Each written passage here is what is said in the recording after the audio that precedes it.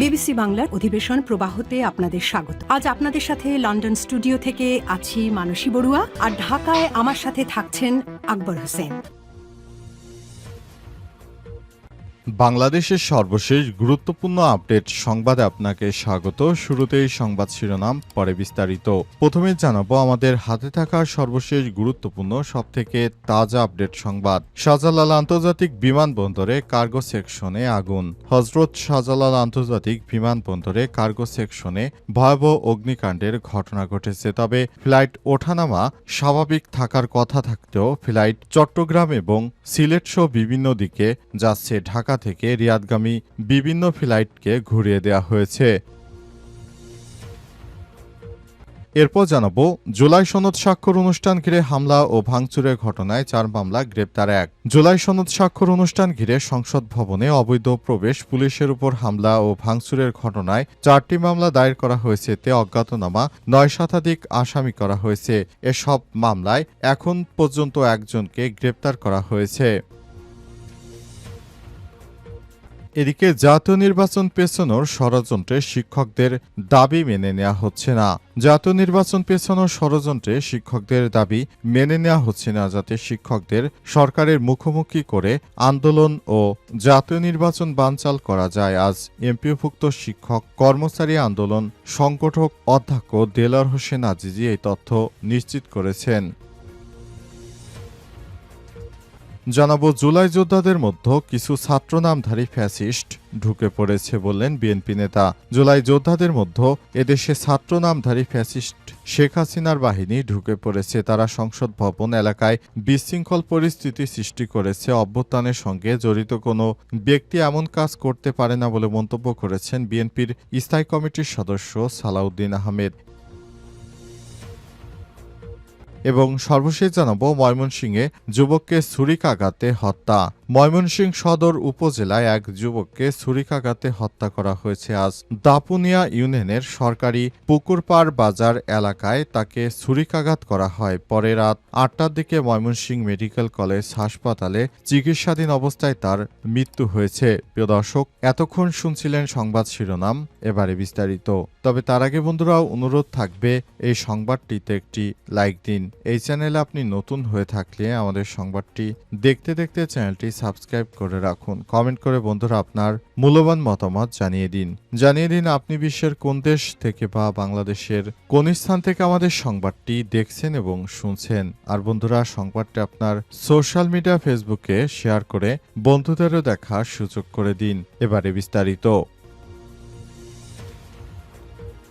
শাহজালাল আন্তর্জাতিক বিমানবন্দরে কার্গো সেকশনে আগুন। হযরত শাহজালাল আন্তর্জাতিক বিমানবন্দরের কার্গো সেকশনের একটি অংশে আগুন লেগেছে। আজ দুপুরে আগুন লাগার এই ঘটনা ঘটে। কার্গো সেকশনের এই অংশে আমদানি করা পণ্য মজুত রাখা হয়। ফায়ার সার্ভিস নিয়ন্ত্রণ কক্ষ থেকে এই তথ্য নিশ্চিত করা হয়েছে। আগুন নিয়ন্ত্রণে ফায়ার সার্ভিসের 9টি ইউনিট ঘটনাস্থলে কাজ করছে। হযরত শাহজালাল আন্তর্জাতিক বিমানবন্দরে নির্বাহী পরিচালক মুখপাত্র মাকসুদুল হাসান মাসুদ জানান, কার্গো ভিলেজের পাশে একটি অংশে অগ্নিকাণ্ডের ঘটনা ঘটে। আগুন নিয়ন্ত্রণে ফায়ার সার্ভিস ও বাংলাদেশ বিমান বাহিনীর বিমানবন্দরের দায়িত্বরতরা কাজ করছেন। তিনি বলেন, বিমানবন্দরে ফ্লাইট চলাচল স্বাভাবিক রয়েছে। বেবিচকের সহকারী পরিচালক ও জনসংযোগ কর্মকর্তা মোহাম্মদ কাউসার মাহমুদ বলেন, 2টা 15 মিনিটে বিমানবন্দরের কার্গো এলাকায় হঠাৎ করেই আগুন লাগার ঘটনা ঘটে।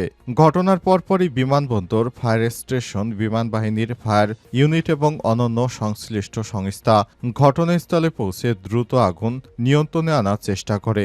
এই ঘটনার পর থেকে সেখানে পরিস্থিতি থমথমে অবস্থা বিরাজ করছে। শাহজালাল আন্তর্জাতিক বিমানবন্দরের আগুন বড় ধরনের সহিংসতার ঘটনাও হতে পারে। এই বিষয়ে তদন্ত করে বিস্তারিত জানানো যাবে। জুলাই সনদ স্বাক্ষর অনুষ্ঠান ঘিরে হামলা ও ভাঙচুরের ঘটনায় 4 মামলা, গ্রেপ্তার 1। জুলাই সনদ স্বাক্ষর অনুষ্ঠান ঘিরে সংসদ ভবনে অবৈধ প্রবেশ, পুলিশের উপর হামলা ও ভাঙচুরের ঘটনায় 4টি মামলা দায়ের করা হয়েছে। এতে অজ্ঞাতনামা ৯ শতাধিক আসামি করা হয়েছে। এসব মামলায় এখন পর্যন্ত একজনকে গ্রেপ্তার করা হয়েছে। আজ রাজধানীর শেরেবাংলা নগর থানায় এসব মামলা দায়ের করে পুলিশ গতকাল দুপুরে পুলিশের সঙ্গে জুলাই যোদ্ধাদের সংঘর্ষ ও ধাওয়া পাল্টা ধাওয়ার ঘটনায় রণক্ষেত্রে পরিণত হয় ঢাকার মানিক মিয়া অ্যাভিনিউ এলাকা। জাতীয় সংসদ ভবনের দক্ষিণ প্লাজায় জুলাই সনদ স্বাক্ষর অনুষ্ঠানে মঞ্চের সামনে থেকে জুলাই যোদ্ধাদের সরিয়ে দিতে গেলে এই সংঘর্ষ ধাওয়া পাল্টা ধাওয়ার ঘটনা ঘটে। সংঘর্ষ চলাকালে কয়েকটি যানবাহন ভাঙচুরের পাশাপাশি ইটপাটকেল নিক্ষেপ করা ছাড়াও কয়েকটি ককটেল বিস্ফোরণের ঘটনা ঘটে। সেই সঙ্গে কয়েকটি জায়গায় আগুন ধরিয়ে দেওয়া হয়। এই ঘটনার পর এখন পরিস্থিতি থমথমে অবস্থা বিরাজ করছে। এই ঘটনার পর পুলিশ ওই এলাকা থেকে মামলা দায়ের করে এবং একজনকে গ্রেপ্তার করেছে। এই ঘটনায় আরও গ্রেপ্তারের জন্য পুলিশ অভিযান চালাচ্ছে। অবস্থায় সেখানে অতি দ্রুততম সময়ের মধ্যে সেখানে সবাইকে নিরাপদে থাকার জন্য আহ্বান জানানো হয়েছে। অন্তর্বর্তীকালীন সরকারের প্রধান উপদেষ্টা ক্ষমতা গ্রহণের পর থেকে বিভিন্ন বিষয় নিয়ে কথাবার্তা জানা যাচ্ছে এবং এই বিষয়গুলো নিয়ে আন্তর্জাতিক সংবাদ সম্মেলনে অন্তর্বর্তীকালীন সরকার বিভিন্ন বিষয় নিয়ে কথাবার্তা তুলে ধরেছেন। বাংলাদেশ যেন আগামীতে বিশ্বের বুকে আরও ভালো অবস্থানে যেতে পারে এই বিষয়টি নিয়ে কাজ করবে বলে জানান তিনি। জাতীয় নির্বাচন পেছানোর ষড়যন্ত্রে শিক্ষকদের দাবি মেনে নেওয়া হচ্ছে না।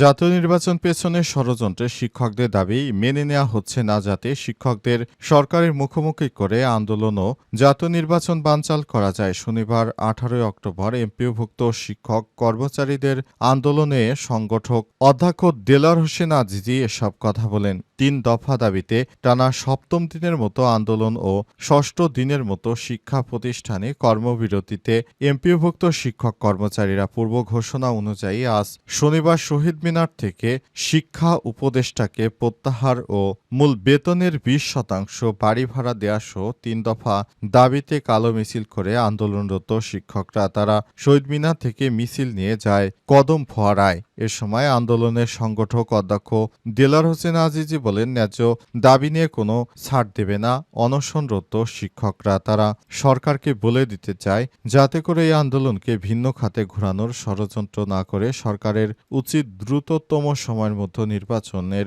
আগেই তাদের এই বিষয়টিকে নিয়ে কাজ করতে। তা না হলে শিক্ষকরা আগামী নির্বাচনে বড় ভূমিকা পালন করবে।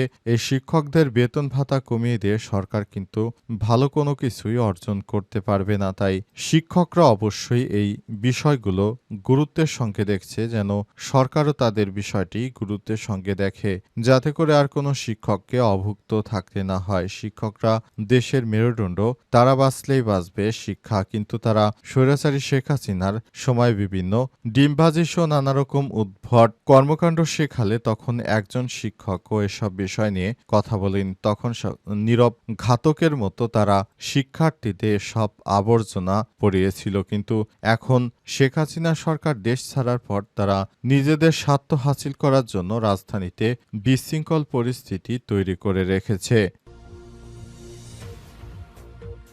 জুলাই যোদ্ধাদের মধ্যে ছাত্রনামধারী ফ্যাসিস্ট ঢুকে পড়েছে বললেন বিএনপি নেতা সালাউদ্দিন। জুলাই যোদ্ধাদের মধ্যে ছাত্রনামধারী কিছু ফ্যাসিস্ট ঢুকে পড়েছে। অবস্থায় জুলাই যোদ্ধারা সরকারের বিরুদ্ধে যে আন্দোলন সংগ্রাম করছে এটা কোনোভাবেই যুক্তিসঙ্গত নয় বলে মনে করেন বিএনপি নেতা সালাউদ্দিন। তিনি বলেছেন, এই মুহূর্তে দরকার আমাদের সমস্ত রাজনৈতিক দলকে একসঙ্গে কাজ করা। তা না হলে নতুন বাংলাদেশ আমরা গড়তে পারবো না। আমাদেরকে নতুন বাংলাদেশ গড়তে হবে। এজন্য অবশ্যই শিক্ষার্থীদের সঙ্গে নিয়েই আমরা নতুন বাংলাদেশ গড়ব। তাদের স্বীকৃতির স্বরূপ জুলাই জাতীয় সনদপত্র ঘোষণা করা হয়েছে। আন্তর্জাতিক অপরাধ ট্রাইব্যুনালে শেখ হাসিনার বিচার করা হচ্ছে। খুব দ্রুততম সময়ের মধ্যে বিচার প্রক্রিয়া শেষ হলে অন্তর্বর্তীকালীন সরকার শেখ হাসিনাকে ফাঁসিতে ঝুলাবে, অথবা আগামীতে নতুন যে সরকার আসছে তারাই শেখ হাসিনাকে ফাঁসির মঞ্চে ঝুলানোর জন্য প্রস্তুতি নিচ্ছে। শেখ হাসিনা যেন আর কখনোই বাংলাদেশে ফেরত আসতে না পারে, সেজন্য আমাদের সবারই কাজ করা উচিত। উচিত এবং শেখ হাসিনার বিরুদ্ধে বড় ধরনের অ্যাকশনে যাওয়ার কথা জানান বিএনপির এই নেতা। তিনি বলেন যে সরকারি ক্ষমতায় আসুক না কেন সবাই মিলে শেখ হাসিনাকে আমরা ফাঁসির রশিতে ঝুলাবো। সেজন্য জুলাই যোদ্ধাদেরও আমার প্রয়োজন রয়েছে। অন্তর্বর্তীকালীন সরকারের প্রধান উপদেষ্টা ক্ষমতা আসার পর চিফ প্রসিকিউটর তাজুল ইসলাম এই বিষয়টি খুবই গুরুত্ব সহকারে দেখছেন।